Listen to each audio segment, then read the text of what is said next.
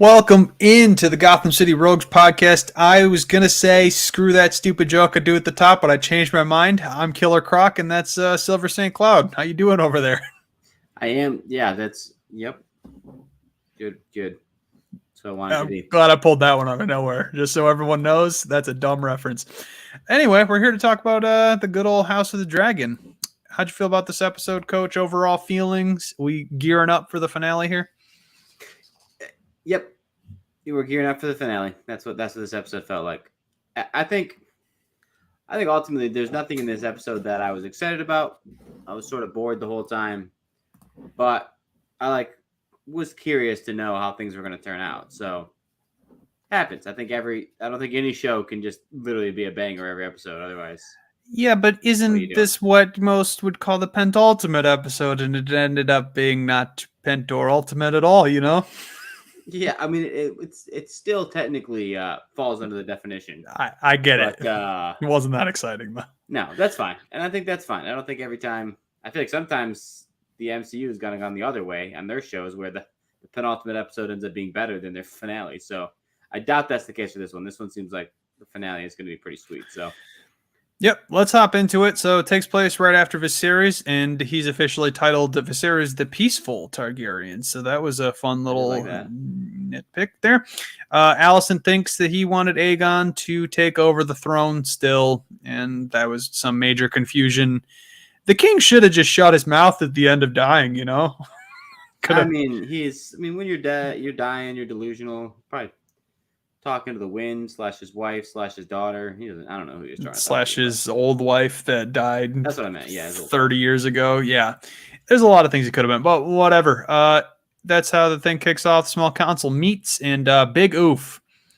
All of them already planned on doing this takeover without the queen's say, or regardless of what happened. What did you think about that? So that ends up being the best part of the episode, and I think in some ways not the most unexpected thing, but the way that the show handled it was not what I expected. So I mean, like you're saying, yes, it was expected that they were already planning it, but the fact that they sort of like have their own way of doing it, and they already planned on killing Rhaenyra, and they planned on killing Daemon, and they already sort of had that stuff planned, and now the queen has to still install her son, right?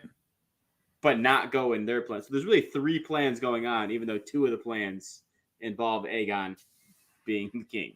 God, Aegon, he's something we can explore that character at the very least in this episode. But before we leave the small council, it's very clear that they're not going to let anyone leave King's Landing. Not just the small council; they're not allowed to leave the room until they come to a conclusion.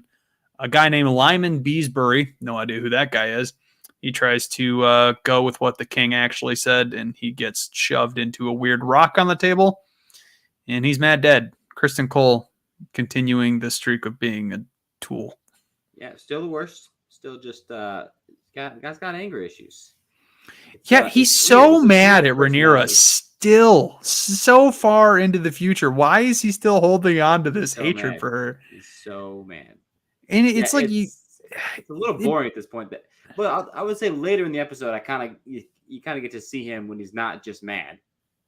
So that part was nice. Yeah, I mean, he made him less one-dimensional in that section. Yeah. Yeah, so I think that's good. But like you said, when he's just being angry all the time, it feels not like a real person. And this is just dumb. I hate it.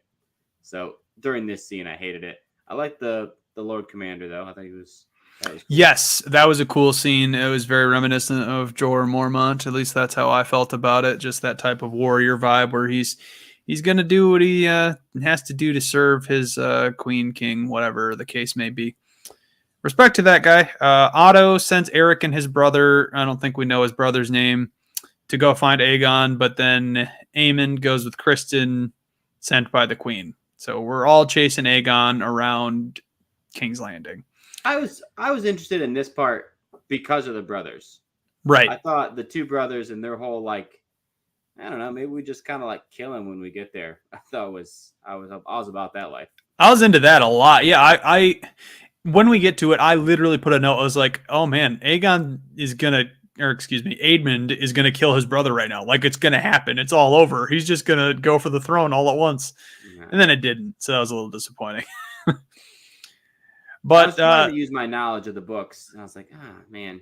well, there's how only important is it that Aegon becomes king? Like, I knew he did in the books, but I was like, is that like essential to the story? Could they just skip him? I was like, yeah, they definitely could. They could well, skip him and go especially because straight to there's Aegon. 9 Aegons. It's like, what does it matter? I saw a funny meme online where it's like, you can't spoil House of the Dragon for me because I don't know anyone's name. It's like, Boom, roasted. Yep, good exactly. meme right there. We meet with a bunch of lords that were brought to the castle and told that they had to bend the knee to their new king, and a handful of them refused. I believe 2 had the gall to actually stay standing, and they get taken off. It doesn't show us what happens to those 2. I mean, gotta they're assume they're dead. dead. Yeah, super dead, just like the guy who tried to run away. Right. Yeah, that guy, he was interesting for all of 5 seconds. I was like, okay, so he's gonna go try and warn Rhaenyra, and then he got caught by Lord Larry's, the foot fetish connoisseur. Yeah, is that not the best scene in the whole? Oh man, we're gonna talk about it, just not yet. What is it? Allison debates with Rhaenys, which she's finally relevant to the story again. I was wondering when she was gonna kind of get to play her political part, other than backing Rhaenyra for her son taking the seat at Driftmark or whatever it was. Her note was, you want a window in your prison. So she really calls out Allison for not trying to do anything for herself, but more just trying to install her son. How did you feel about that? And do you feel that either of them were right or wrong in the way they were thinking? Because clearly there hasn't been a queen yet. So I can kind of see where Allison's coming from. But I can also see that Rhaenys is like, yeah, but you're not doing anything for yourself. You're stuck here regardless of who takes the throne, type of thing. Yeah, I mean it's an interesting point. You're stuck flooding your wheel. The hard part of the show, that I think that whole commentary is like, it's still a prequel to Game of Thrones, so we know that like it eventually does happen. There eventually is a queen who's in power for a short period of time, but and Cersei. So it's like, it's a weird dynamic of fighting for this, breaking a glass ceiling that we know eventually already gets broken. So you're pre-breaking it. I don't know. I don't care that much, I guess. Fair enough. How do you feel about the White Worm? This is an introduction of a newish character. I believe it's Damon's old whore, correct? From the earlier seasons. So now she has a nickname. She's very well represented. It feels very much like she has little birds telling her things.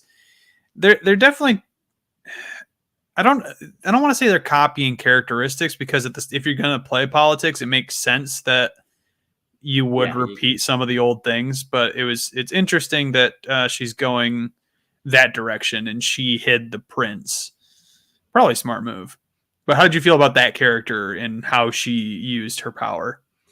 Like you said, you got to have the character. There's got to be someone who isn't officially part of the kingdom who has all this information. I thought it was okay, leveraging it for the kids. I think the showing off of the way they showed off the fight ring first. Yeah, she said, defend it later. Fuck your kitty fight club is essentially what she was saying. Yeah. But you gotta, that's good writing. So when people whine about this, is when I'm just gonna rant for a second here. When people online whine about, oh, the writing is crap and blah blah blah, it's objectively not. Like, the idea that you would write a scene that has the kid fight club in it, you would show how brutal it is, and then you get to reference it back later, and now there's a character who cares about stopping it. That's good writing, because now she cares about something that we care about. Now we like her. That's how good writing is. I had no problems with it. I was actually super into her character. She's appeared a few times, and I've never disliked her once. She seems like she's gonna play more of a part later. Doesn't it feel like this season should be like 30 episodes long? It just feels weird that there's only one more. We're getting more seasons, right? We've been having this argument the whole time we've been watching. There's something to the time jumping and the moving around that's nice, and it makes this single season a very good season. Right. But you are right that it feels like 10 years from now, I'm going to look back and be like, God, I wish I was just binging 9 seasons of House of the Dragon right now. Right. So in the moment it feels okay because if I was going slow, I would hate it because I have to wait every week. Like I mean, did let's for Game of run Thrones. with this tangent just a little bit. So obviously, Game of Thrones did do the long paced storyline, and it made it so memorable. But I didn't watch it as it came out, like episode by episode. That's fair. I didn't know. I watched it all right before the newest season premiered. I I watched feel like the 8 most seasons in people a I row. know, at least like the earliest anybody I know got into it was like season 4, season 5. Like, so that's Well, yeah, it wasn't even a hit for the first couple of seasons. It took a while. Like, that's what I'm saying. So if I had to have watched, if I'm just thinking about what Game of Thrones is, if I had to watch all those shows 1 week at a time, I don't think I would have liked it as much as I do now. That I got to just like soak most of it in. well, yeah, that's the Netflix formula, where it's like they're always debating: should we do one episode at a time? Should we do all of it at once? They're experimenting. They're doing because they were known as the one that would do an entire season at once, but at this point, for Stranger Things, they were like, oh, part 1 and part 2, Ozark, part 1 and part 2 season episodes. Even Breaking Bad did it at one point. So But I they're think the solution has been what this has shown, what Rings of Power, and what Disney Plus is doing, which is we're going to release them one at a time, so there's an event and it drags out. right. But each season is going to be more, I guess. If you really think about what like a season of a show on Netflix is, it's a lot of episodes, but they're all very drawn out. They're usually pretty long. Like an old season of Daredevil or Luke Cage is very different than a show is today, where so much more happens per episode. Because there's less, I guess, more stuff.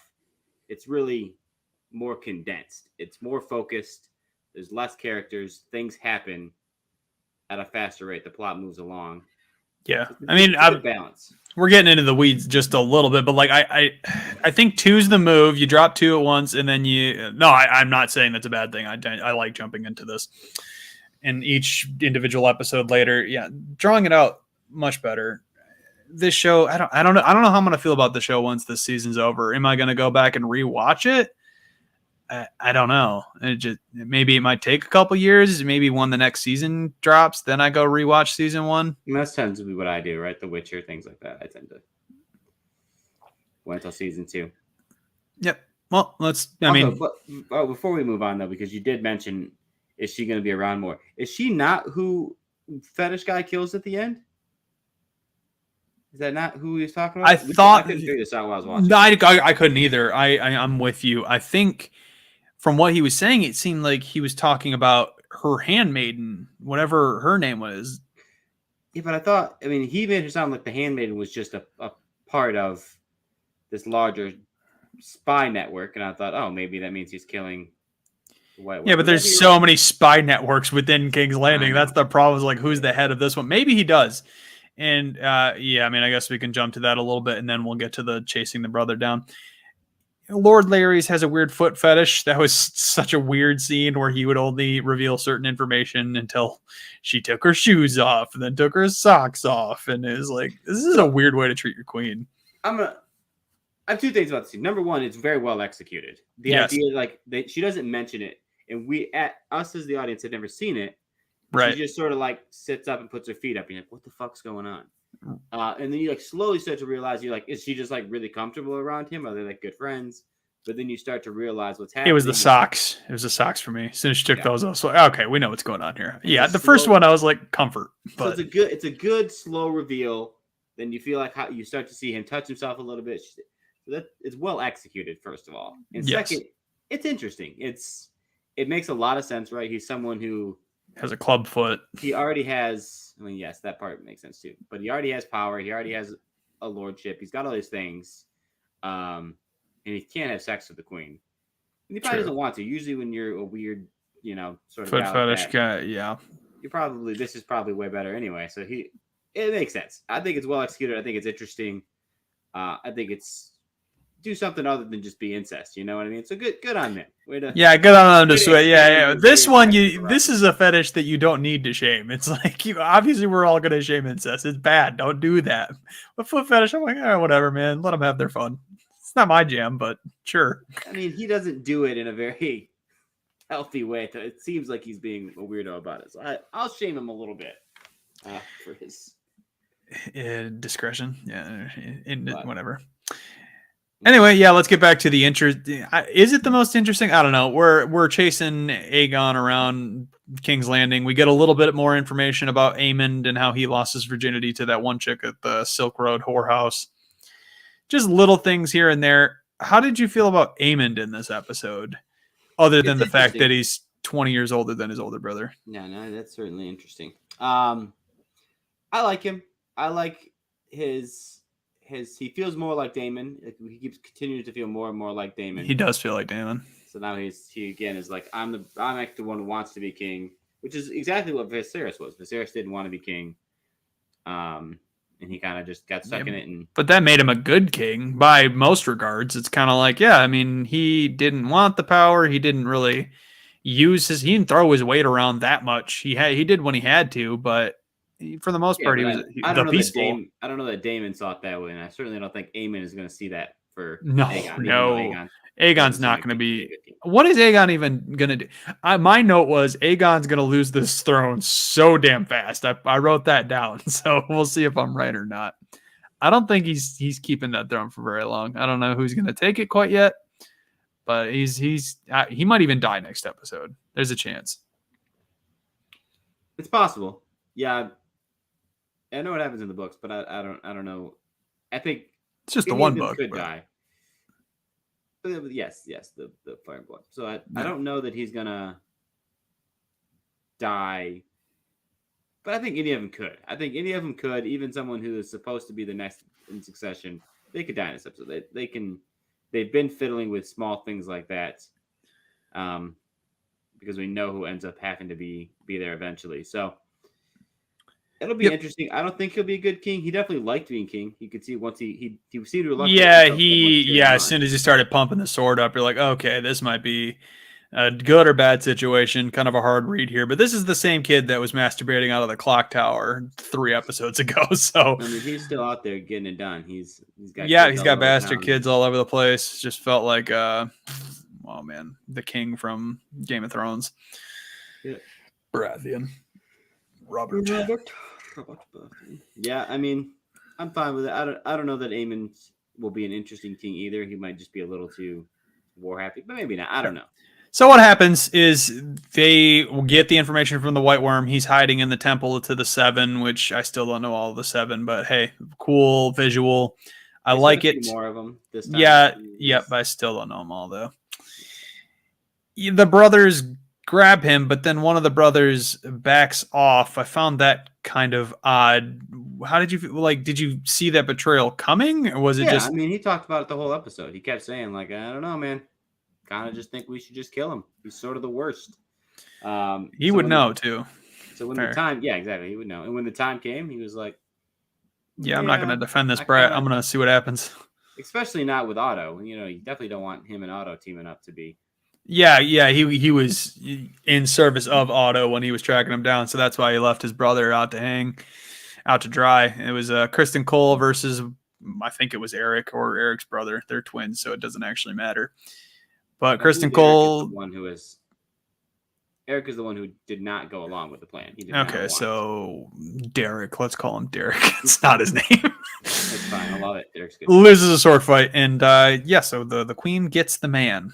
And this was kind of the best way for this episode to kind of play out. I loved the father-daughter debate that we got right after that. How did you feel about that scene?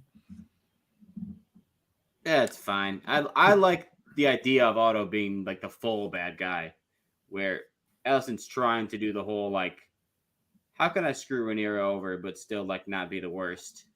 Whereas Otto just wants to be the worst. He is the worst. He's definitely just a power-hungry dongle wad. Yep, that title's exclusively for him. Yeah, I mean, there's not a lot of dongle wads in Westeros, but he's definitely one of them. He's definitely the man right there. Yeah, I like it. Make it a t-shirt. Anyway, yeah, I was like, oh, whose fault is it? What's next? What's going to happen with the whole scenario there? I liked that talk. And then we jumped to the feet thing. We already talked about that. Eric frees Rainey's Did you see that coming? Why did he make that play? Was that the only play there? Did he think that gave him an advantage? No, I think once he decided that like I can't just have I don't want to see it. Like, he decided Aegon being king is not going to be good for anybody. So he's just trying to make a decision like what can I do to like have him not be king. So this made sense. Get out there, go warn Rhaenyra, all that kind of good stuff. It made sense as a play.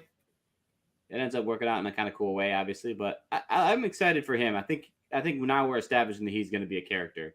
Yes, sir, Eric. Yeah, I think. But fair enough.